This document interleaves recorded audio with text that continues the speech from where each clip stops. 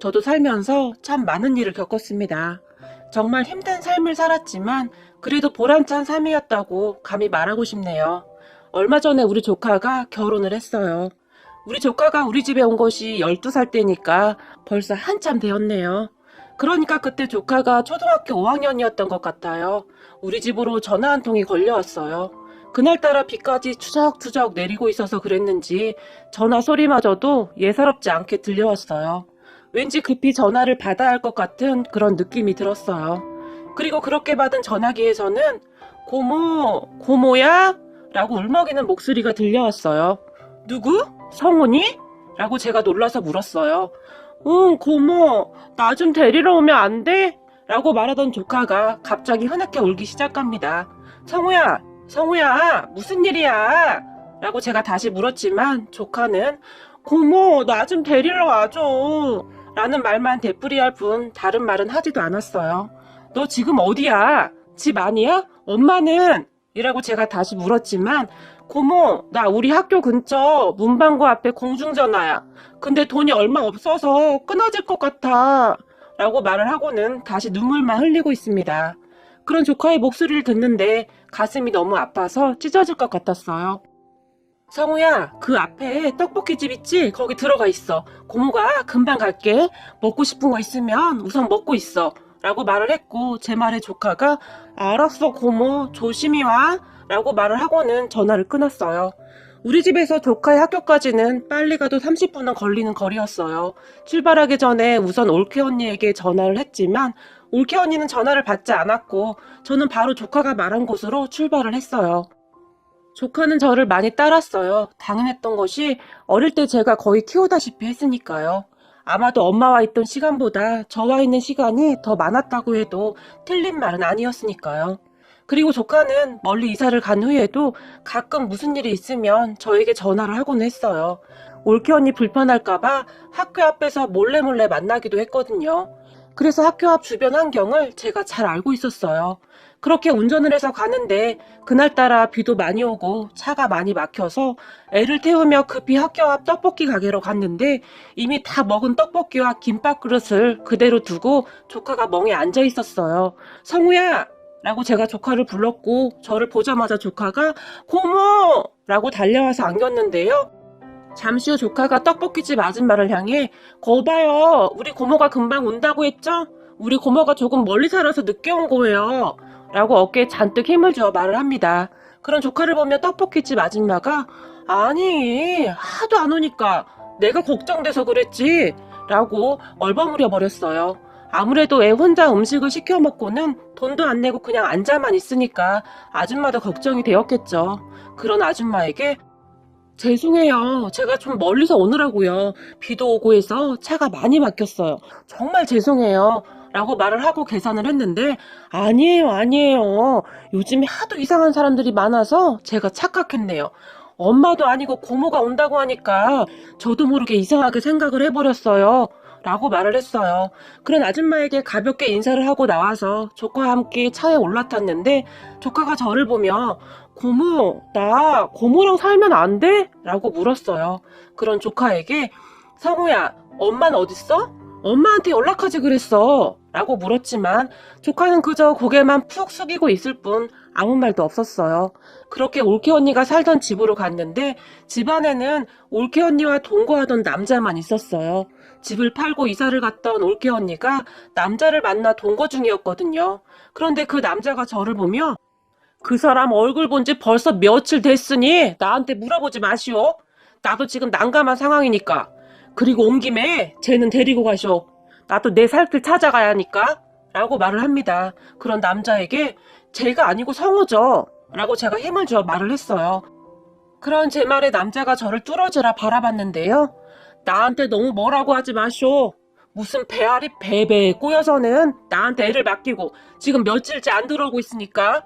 라는 말을 했어요. 그렇게 저는 얼떨결에 조카를 데리고 우리 집으로 올 수밖에 없었어요. 올케 언니는 사라졌고 연락도 안 되고 있었으니까요. 그렇다고 생판 남인 그 남자에게 조카를 그냥 두고 올 수도 없고 말이죠. 집에 돌아와 저녁을 먹으면서 남편에게 여보, 올케 언니가 사라졌어. 라고 말을 했어요. 그런 제 말에 남편은 별로 놀라지도 않는 듯 했는데, 결국 그렇게 됐구만. 그 성격에 많이 버텼네? 라고 혼잣말을 하듯이 말을 했어요. 저는 그런 남편의 말에, 그러게. 그래서 말인데, 우리 상우 말이야. 우리가 당분간 데리고 있었으면 좋겠는데? 라고 제가 남편의 눈치를 보며 말을 했어요. 남편 입장에서는 얼마나 황당한 일이었겠어요. 내 자식 키우기도 힘든데 조카까지 키워야 했으니까요. 하지만 남편은 원래 성심이 착한 사람이었고 남편도 어린 시절을 힘들게 보냈던지라 크게 상관하지 않는 듯 했어요. 그러게. 근데 어차피 숟가락 하나 얹어서 살면 되는 건데 뭐. 라고 말을 했으니까요. 마음이 참 따뜻한 사람이지 않습니까? 그런 상황에 어쩌면 싫은 내색 한 번 하지도 않고는 오히려 제 마음이 불편할까봐 제 눈치를 보는 듯 했어요. 그런 남편의 말에 저도 모르게 콧등이 시큰해졌는데요. 그냥 뿌듯했어요. 이런 남자가 내 남편이라는 것이 말이죠. 그리고 갑자기 눈물이 뚝뚝 떨어졌는데 그런 제 모습을 남편이 분명히 봤을 텐데 남편은 전혀 상관하지도 않은 채 밥숟가락으로 밥을 크게 한 숟가락 뜨더니 입에 넣고는 오물오물거리며 먹기만 했어요. 그리고는 오늘 김치찌개가 아주 끝내주네. 아무튼 당신 요리 솜씨는 알아줘야 해. 라고 칭찬을 하더니 조카를 보며 성우야 맛있지? 고모가 음식은 진짜 잘해. 그지? 라고 말을 하며 조카의 머리를 쓰다듬어 주었어요. 그런 남편의 말에 조카가 눈치를 보며 네 맛있어요. 라고 기어들어가는 목소리로 대답을 했는데 우리 성우야 워낙 착하고 똑똑한 애라 속을 썩일 일도 없을 거고 나는 우리 성우가 좋아. 어차피 딸만 있었는데 아들 하나 생겼네. 라며 다시 활짝 웃었어요. 그 말에 조카도 긴장이 풀렸던지 살짝 웃었는데요. 성우야 많이 먹어라. 그래야 무럭무럭 크지. 이번 주말에는 축구도 같이 하자. 고모부 옛날에 축구 선수였어. 라고 자랑을 합니다. 우리 조카는 그렇게 우리 집에 살게 되었어요. 우리에게는 딸이 하나 있었는데 3살이 채 되지 않은 아이였기에 남편은 조카를 마치 아들처럼 대했어요. 우리 오빠는 저에게 부모와 같은 사람이었어요. 그렇기에 저는 그런 오빠의 아들을 모른 척 할 수가 없었고요. 우리 어린 시절은 풍족하지 못했어요. 엄마는 제가 어릴 적에 돌아가셨고 아빠가 시장에서 뻥튀기를 튀겨서 파는 일을 했어요. 아빠는 배운 것이 많지 않았고 먹고 살아야 했으니 뻥튀기 장사를 시작했다고 합니다. 우연히 아는 사람 뒤에서 도와주다가 배운 것이 평생 직업이 되어버린 것이죠. 저는 아직도 뻥튀기 기계 소리가 선명할 정도네요. 그래서 어릴 적 제 별명은 뻥이요이기도 했는데요. 혹시 그 시절에 뻥튀기를 튀기는 모습을 한 번이라도 보신 적이 있는 분이라면 제가 무슨 말을 하는지 아실 텐데요. 까만 뻥튀기 기계 손잡이를 막 돌리다가 강냉이가 다 튀겨지면 뻥튀기 아저씨가 뻥이요 라고 힘차게 외치거든요. 그러면 아이들이 빙 둘러앉아서 귀를 막고는 멀뚱멀뚱 쳐다보고 있었어요. 그러면 아빠가 가끔 아이들에게 잘 튀겨진 따끈따끈한 뻥튀기를 한 움큼씩 나눠주기도 했어요. 그 시절 우리 아빠는 하루에 뻥이요를 수도 없이 외쳐댔거든요. 그 모습을 보던 철없던 제 친구들이 저를 뻥이요라고 불렀어요. 저는 그 별명이 그렇게 창피할 수가 없었는데요.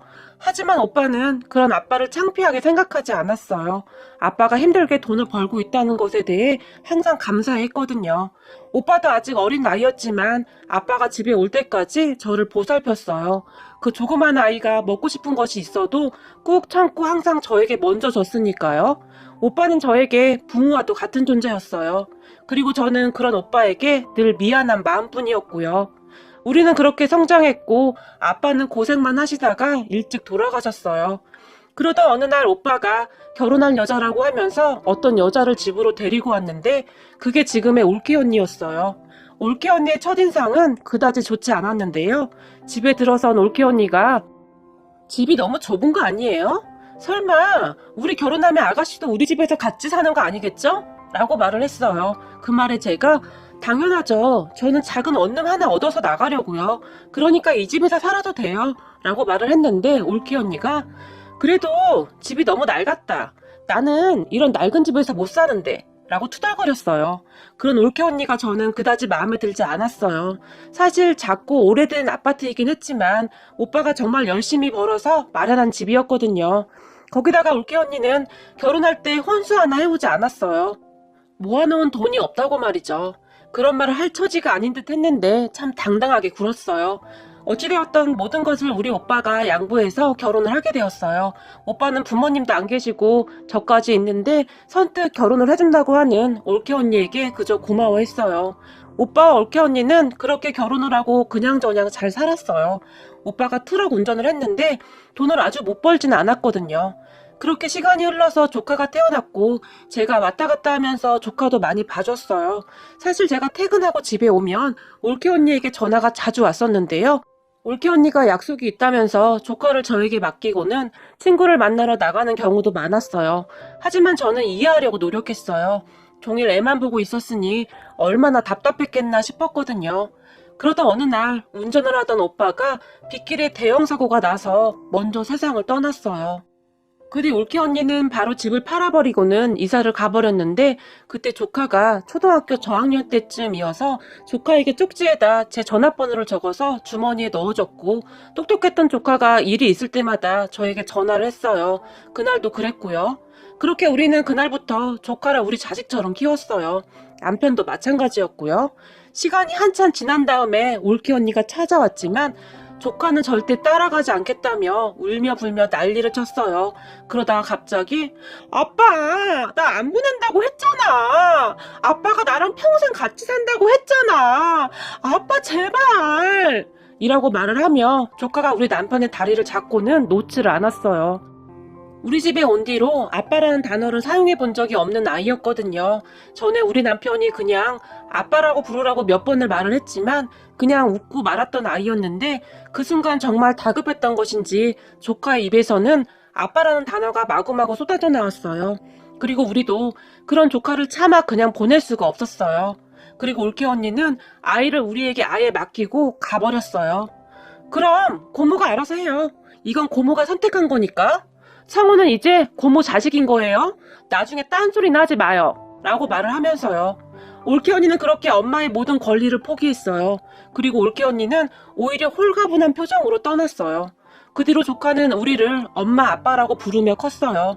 어렸던 동생은 오빠가 그냥 친오빠인 줄 알고 있었고요. 동생도 어찌나 잘 돌보는지 보통 똑똑하고 착한 아이가 아니었어요. 공부도 곧잘 해서 대학도 장학금을 받고 다닌 아이였으니까요. 그런 조카가 얼마 전에 결혼을 했어요. 이제는 조카가 아니라 우리 아들이죠. 그런데 결혼하고 얼마 안 되어서 아들의 생모에게 연락이 왔네요. 평생 연락을 끊고 살던 사람이 웬일인가 싶었더니 역시나 사는 게 힘들었던지 그제서야 아들이 생각이 났나 보더라고요. 아들이 꽤 좋은 직장에 다니고 있었고 며느리도 능력 있는 아이였으니 딴에는 욕심이 났겠죠. 그렇게 어느 날 우리 집으로 찾아왔더라고요. 고모, 성우가 아주 잘 컸더라고요. 라고 운을 떼던 올케 언니의 말에 제가 그렇죠? 아주 반듯하게 잘 컸어요. 이제 결혼도 했으니 지들끼리 잘 살기만 하면 저는 이제 더 이상 바랄 게 없네요. 라고 말을 했는데 고모, 혹시 성우가 그동안 저 안 찾았어요? 어쩜 결혼식 할 때도 연락 한 통을 안 할 수가 있어요?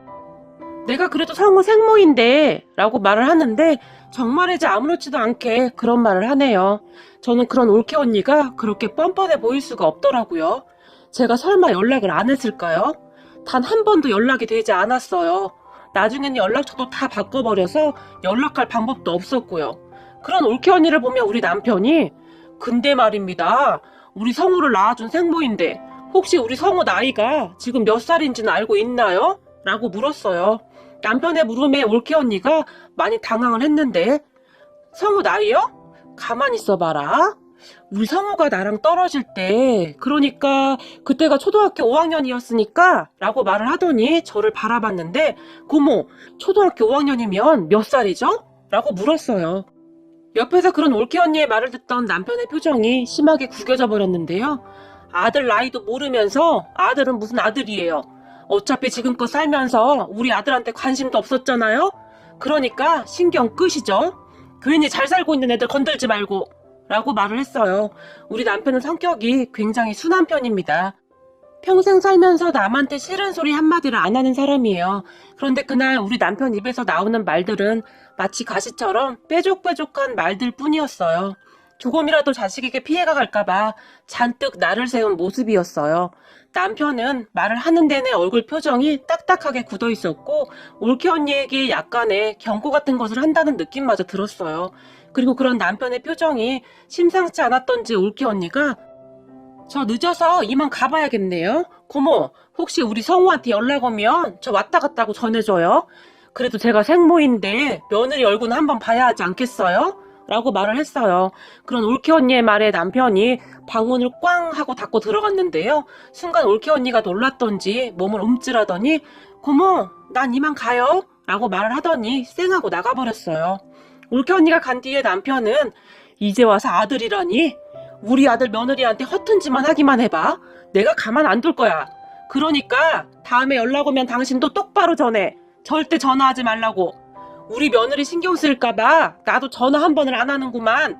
이라고 말을 했어요. 하지만 다들 예상하셨겠지만 올케 언니가 대형 사고를 쳤네요.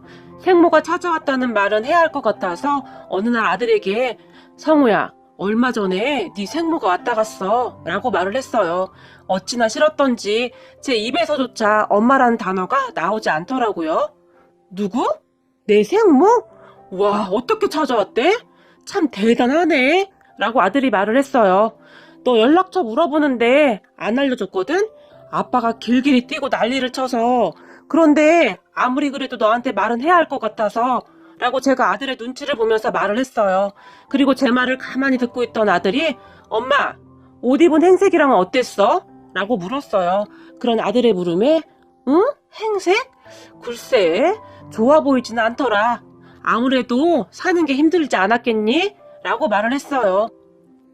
그럼 그렇지. 그 사람이 괜히 나를 찾을 리가 없겠지? 지금 돈이 필요한 거야, 그 사람. 이라고 말을 했어요. 그러더니 엄마, 그 사람 연락처 줘봐. 라고 제게 말을 했는데요. 그런 아들의 말에 제가 깜짝 놀라서 근데 아빠가 니들 귀찮게 할까봐 아주 방방 뛰고 난리를 치는데 너한테 생모 연락처까지 준 거 알면 엄마 혼날 것 같은데? 라고 제가 말을 했지만 엄마 괜찮아. 나 엄마 아빠 아들이야. 내가 그렇게 호락호락하게 당할 것 같아? 라고 말을 했어요. 그리고 결국 저는 아들에게 전화번호를 넘겼는데요. 괜히 이제 갓 결혼한 아들 부부를 괴롭히지는 않을까 계속 노심초사였어요. 그런데 얼마 뒤에 우리 아들 며느리가 올케 언니를 주랭랑을 치게 만들었네요. 아니나 다를까 아들의 연락을 받고 올케 언니가 아들 며느리를 만난 모양인데 성우야, 너는 어쩜 엄마랑 똑같니? 이래서 핏줄은 못 속이나 보다 라고 말을 했다는데요. 그런 올케 언니를 보며 우리 아들이 그러게요. 지금 이렇게 마주 앉아서 보니 얼굴이 아주 많이 닮았네요. 이래서 내가 내 얼굴이 그렇게 마음에 안 들었구나. 그쪽 얼굴 보니까 다 갈아엎고 싶은 심정이네요.